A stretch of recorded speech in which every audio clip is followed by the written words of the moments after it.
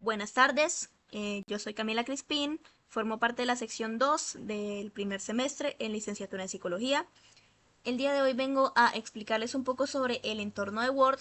Claro, cabe destacar que en esos momentos no poseo la capacidad de usar la versión paga o la versión original porque sinceramente no tengo la capacidad económica.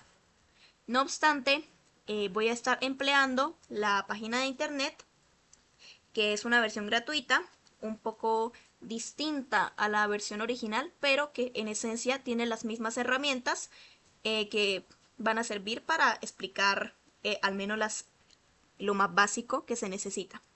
Pues bien, como podemos observar, si bien las pestañas se encuentran un poco más resumidas, en esencia contienen las mismas herramientas que a continuación voy a explicar una por una o de una manera un poco más general, más detenida.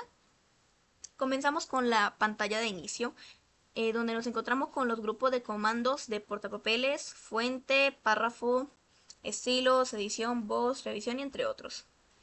En la, en la barra de comandos de la fuente, en el grupo de comandos, nos encontramos las herramientas que nos van a permitir cambiar las fuentes y también el tamaño de la fuente, entre otras cosas como el color, nos va a dar la capacidad de resaltar o incluso de colocar otros pequeños subtemas, ya sea subíndices, subrayarlos, poner la letra en cursiva, entre otras.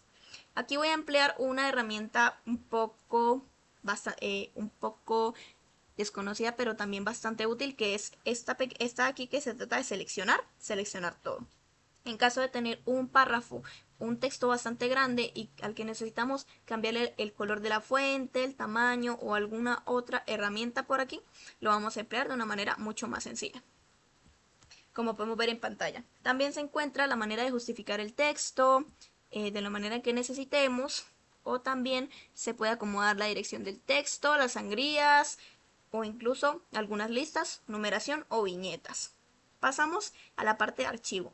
Aquí se nos permite iniciar un nuevo archivo desde cero, un documento en blanco, sin necesidad de salirnos. O incluso abrir un documento que ya tengamos anteriormente guardado para editarlo, crear copias, compartir o incluso imprimir. En insertar vamos a encontrar todas las herramientas que nos ayudan en la parte visual, saltos de página, tablas numéricas, sobre todo muy útiles para el área de la contabilidad. O inclusive nos va a dar la capacidad de insertar imágenes, dibujos, vínculos o símbolos que normalmente no encontramos en el teclado, números a pie de página o encabezados y entre otras.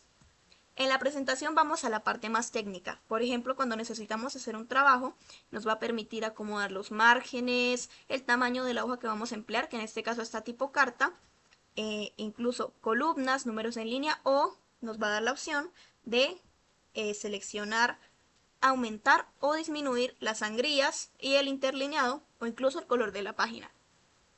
En referencias vamos a emplear notas a pie de página, nos va a permitir insertar notas o buscar ciertos contenidos y datos. Aquí en revisar será mucho más para la parte de la corrección cuando estemos terminando un documento. Nos va a permitir comprobar la ortografía y la gramática o incluso el recuento de palabras, aunque aquí en la parte inferior de la pantalla podemos observar el número de páginas, las palabras que llevamos o incluso el idioma. También podemos tener la opción de acercar o alejarnos según necesitemos, añadir comentarios o inclusive traducir de algún otro idioma. En vista va a ser mucho más útil cuando no queremos editar o modificar mucho un documento y simplemente necesitamos por ejemplo, alguna lectura, cuando necesitamos acomodar según los márgenes, si lo necesitamos personalizados, utilizar la ayuda de la regla, también para que el documento quede simétrico, o incluso cambiar otros aspectos. Por el momento eso ha sido todo por el día de hoy. Muchas gracias por su atención.